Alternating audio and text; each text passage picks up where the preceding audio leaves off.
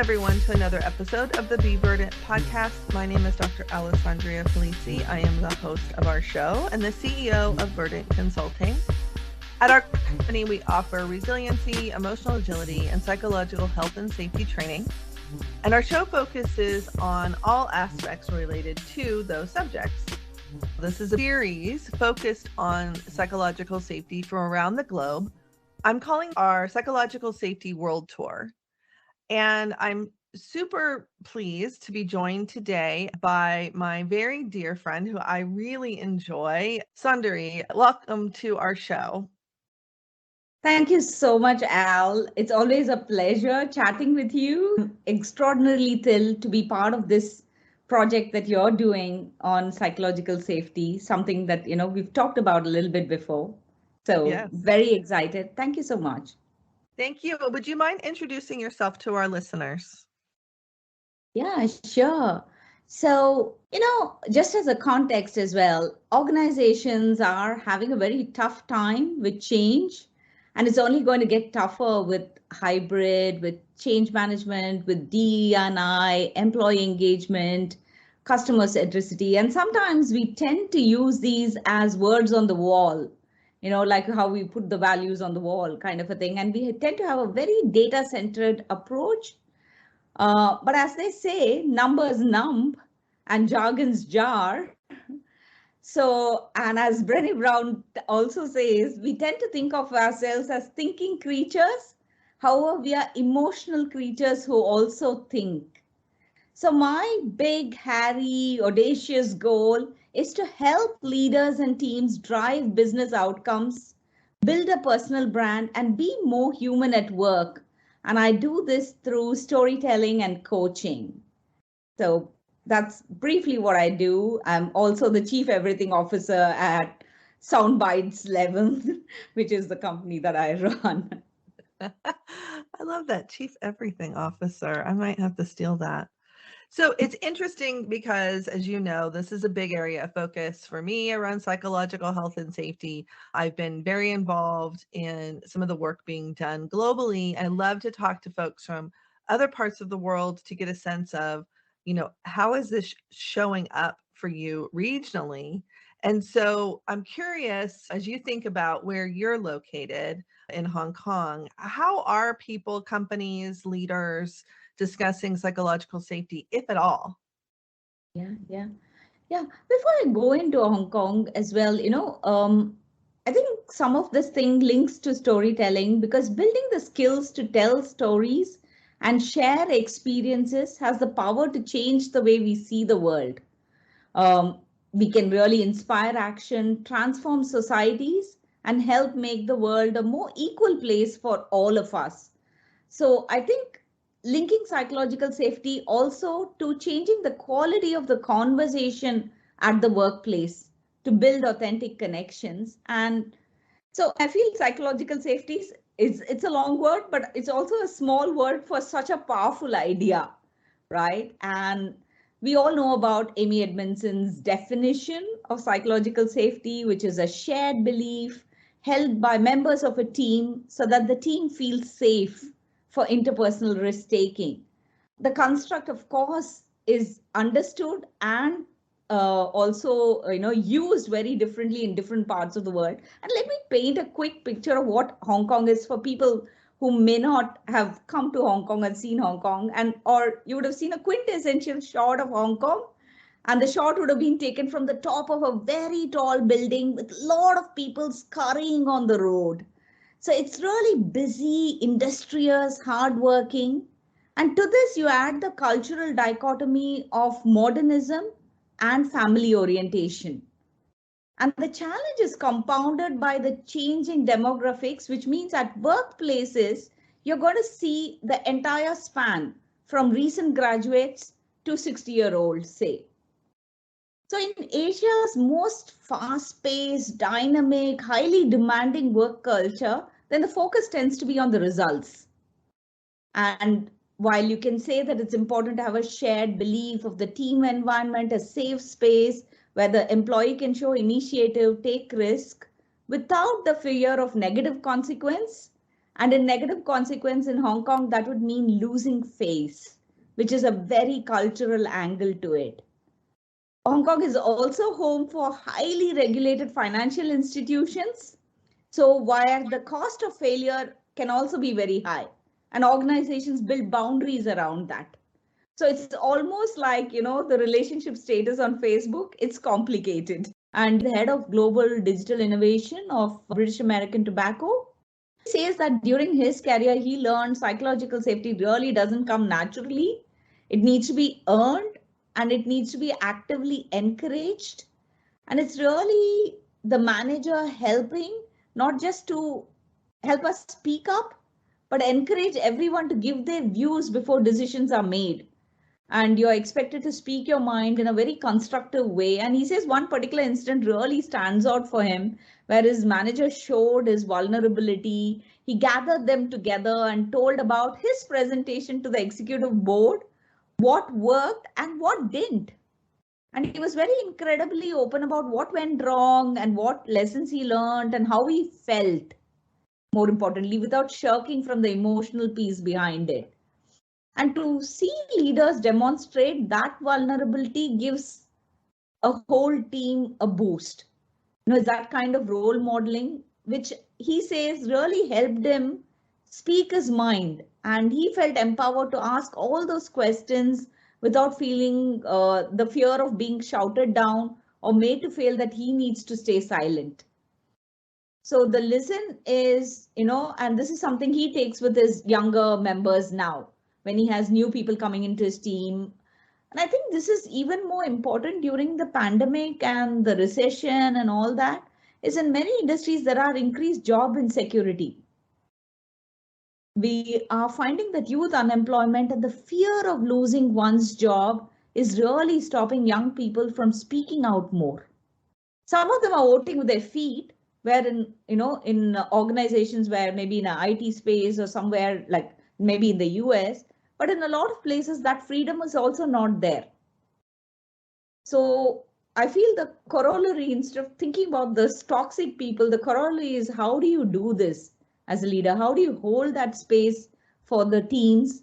And how do you have these conversations? How do you share these anecdotes and get those organizations into a better place? So thank you for sharing that. As we think about what you just described, which is a leader sharing, being vulnerable, that's a very difficult thing to do emotionally. Mm-hmm. So in your mind, how do we equip leaders? What tactics can they use to have their own sense of safety? Mm-hmm. No, that's again, psychological safety doesn't come because you wave a magic wand, right? It requires a lot of hard work. It comes through sharing, and it comes through cross-fertilization of people and ideas. So really leaders need to have those kind of what used to be called soft skills, but I call them power skills among senior managers to really look at developing some of these. And these could be specific for regions, because say some managers in say Hong Kong, Singapore and China may be excellent at autonomy, but they probably will be rated as weak for relatedness or something like that. So you really have to tweak it to see how it happens, but you have to have the courage to go ahead and do it and break molds in some way. And I'm thinking about, this is pre-2014, pre-pandemic for sure. This person called N.Q. Choi, he used to work with Standard Chartered, and he moved from Singapore to China to start his gig as the head of consumer banking for Standard Chartered. And he learned that one of the cultural expectations of the new job was to visit branches and to put pressure on branch managers to cut costs. And the branch staff would spend weeks anxiously preparing for his visit. And I've worked in a bank before. In fact, I worked with ANZ and Standard Chartered. So I really know exactly, what would have happened, the kind of back-end preparation and the pressure that would have put on the branches. So he decided to change the nature of these visits. So instead of emphasizing on his formal part, he started showing up at these branches unannounced And he would start his visit by serving breakfast to the branch employees.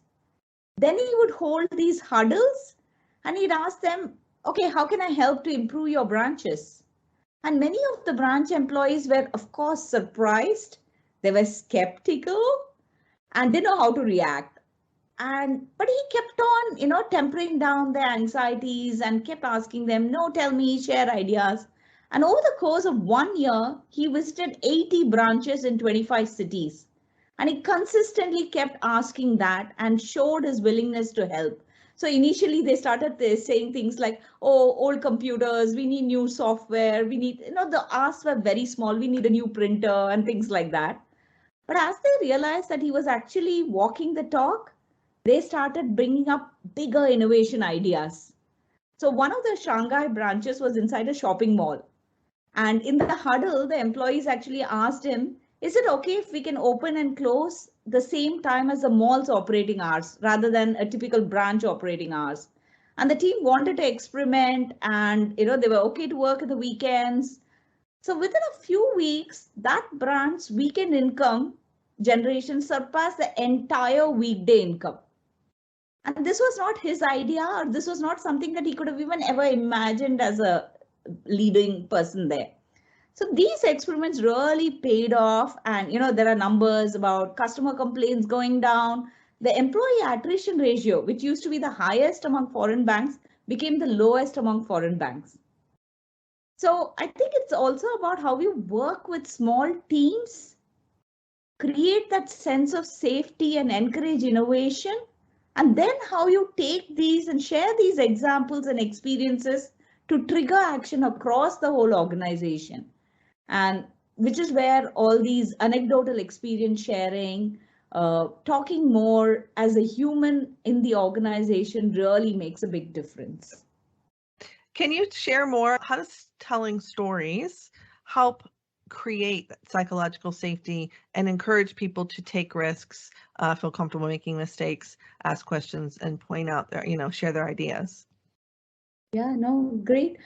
I mean, right, when we share examples of people and when we use specifics in the example, it's not something saying, oh, I know of this person who did this, which is way too vague and generalized. When you look at the specific details and when you share it, it also encourages us to want to be that person. So I think within organizations, collecting some of these stories really makes a big difference in terms of, moving the needle towards the right direction. Highlighting some of these examples also encourages others to follow suit. And what storytelling does, especially for things like psychological safety and all, is that it just invites you, it's an invitation to look at it from a different perspective. Without throwing numbers, without throwing facts, which like probably, don't only connect to the head, but don't trigger the heart part of it. Stories connect to the heart and the emotions and then move you to a space where you're willing to listen, where you are looking at ideas and looking at implementation and triggering action. And that's why it is so powerful. So this is not a win data against data or PowerPoints or bullet points. Again, I love Brené Brown. So she calls stories as data with a soul. So use data, use that to drive your outcomes, but we are at the end of the day connecting to people. So we need to talk people to people, person to person. And that's where stories really hold high. That's fantastic to think about that too, whereas we work in this world of data and cleanliness of information, but as you said, we're all humans, so that doesn't really speak to us in the same depth that stories do. The other thing I think is really interesting is, and we learned about this in the resiliency classes, about the magic of metaphor and helping people understand complex concepts. Right. The purpose is not to be a storyteller. It's not to become the J.K. Rowlings of the world. As a business person, how are you using that as a tool to drive outcomes?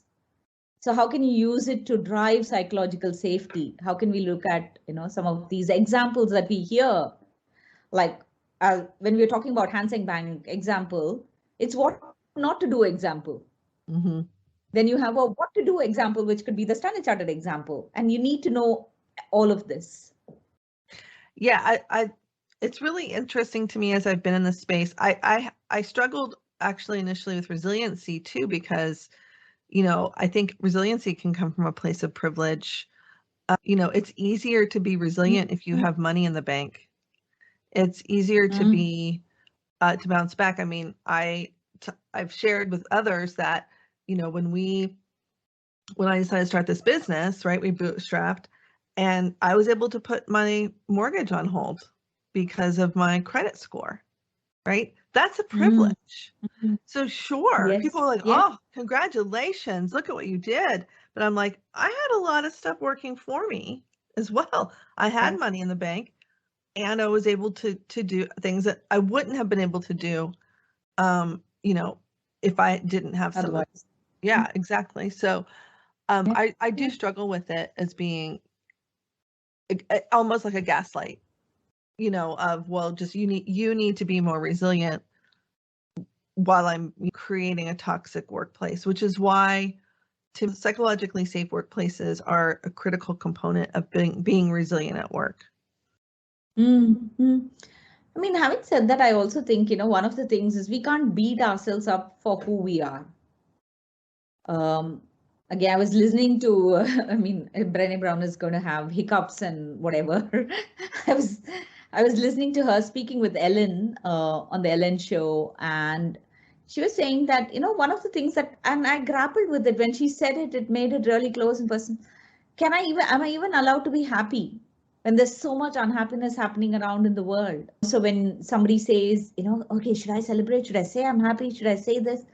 So we are really stopping ourselves. We are really in some ways diminishing ourselves.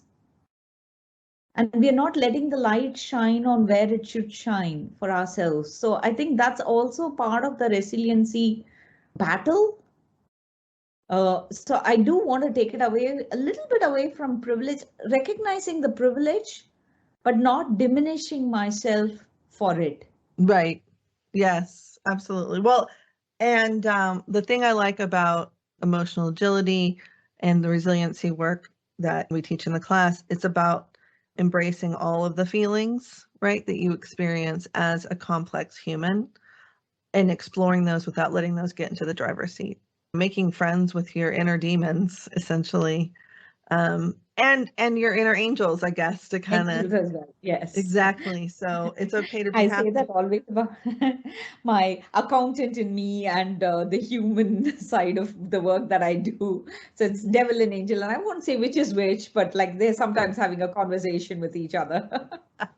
Oh, I love that. Okay. If you were to actually look at psychological safety aspects as almost like a Maslow's hierarchy and create a pyramid around it, the bottom of the pyramid would be some of the basic needs for the person to feel safe. So have I got my money? Am I working for my livelihood? What would it mean not to have that money? And where the jobs are fair, the role construct is clear, and the pay is fair. And do I have the social security? And a lot of the time, some of the regions don't have that social security. If I walk away from it, will I even be able to get a living wage? So that's the base level. And I see it as the next level as something as where you have leaders who can set the tone from the top, to be able to ask for inputs, to create that space for conversation and actually listen. And the peak would be, the highest point would be where people actually feel comfortable and okay, listened and valued, and actually raise a voice and raise questions in a very constructive manner. And this all really helps change the quality of the conversation in the organization. Thank you. So much great information, lots of points to think about. I love the hierarchy piece and as storytelling, really speaking to the soul of people. Is there anything else as you think about psychological safety that you'd like to add? Yeah, no, thanks. It's like we said, it's a really large topic and so many aspects around it. But I think four things really stand out for me, and I read this somewhere and it really stood with me, is how do you really show that you care? And I'm using care as an acronym, things that would really set the scene for psychological safety. How do you create clarity? How do you create clear boundaries and clarity of expectations? Teams want to know that very clearly. What is expected of them? That creates psychologically safe space. So the transparency in the organization also avoids all kinds of power struggles, favoritism, biases, and all that. The second piece is autonomy. People want that freedom to make decisions, to map out their roadmaps, and they don't want somebody who is a presenteeism manager or somebody who's micromanaging. So how can you really create some of these open forums in the organization for conversation so people can thrive the way they want, but come in and ask questions, say that they don't know, take the help when it's needed, but otherwise be able to thrive. The third piece is relationships. Coworkers are always curious about each other. We value each other as human beings. We want to express empathy. We want to feel safe with each other. So how can we, and we talked about this before, how can we really help senior managers develop those power skills to have those conversations, to have, to bring people in, create that relatedness. And again, that's where the storytelling piece comes in. When you share a glimpse of yourself, through your connection, people feel valued, wanted, and they feel connected to you. And stories can really help on that. And the third piece on the E is how do you create equity?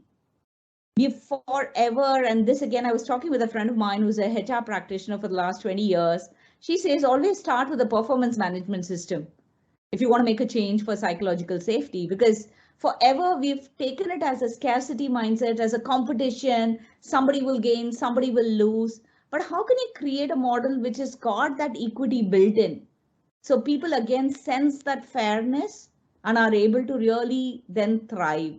So transparency is very crucial for current future leaders, being open, being authentic, asking questions and listening, communicating, and above else, be yourself. And just like Verdant, uh, thinking about those images of thriving ecosystems, as you say, create that interdependence and independence for people to really thrive and multiply and be happy.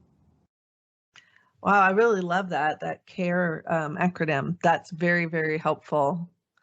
Wow, anything else you want to add?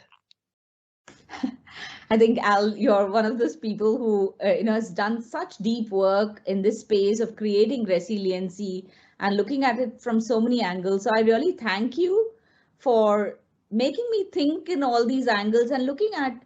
I've lived in Hong Kong for 16 years, and while you think you've seen insides of organizations and you get to know people, this also made me think about what is the way forward. How can we look at creating some of these structures in organizations for everybody? And so really grateful to you for putting all those thoughts again in my mind. Oh, And I'm anytime. also thankful to all my friends who indulge me with conversations when I question them. So what does it mean to you? Or what do you think? So people have been generous with their time, so I'm really grateful for that. I love that. I love that you basically, you did a little bit of a focus group. So thank you for doing that.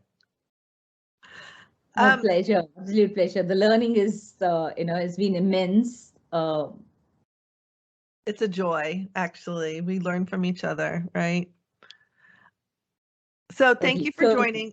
Where can people go and find out more about the work that you do? LinkedIn would be the most obvious place where I lurk around. Sometimes I engage, sometimes I lurk, but LinkedIn is it. And I'm on Twitter as well. Not any big presence, but I like to stay there and again, learn from people and look at a lot of the conversations in that space. So primarily these two. Nice. Okay. Well, we'll put links to that in the podcast notes. And thank you again so much for joining us today and sharing your insights, your point of view, and the rich way in which we can create that human connection at work. No, thank you for creating the space, Al. You've lived true to the topic. So thanks for creating that space. Awesome. And thanks to our listeners for joining us for another episode of the Be Verdant podcast. You can find out more about Verdant's offerings on our website, verdantconsulting.net, where we have a Make the Case button that will help you calculate the cost of ignoring psychological safety and emotional well-being in your business, as well as upcoming events where we'll be presenting and talking about emotional well-being and psychological safety in the workplace in various forums. With that, everybody, thanks for joining and be well.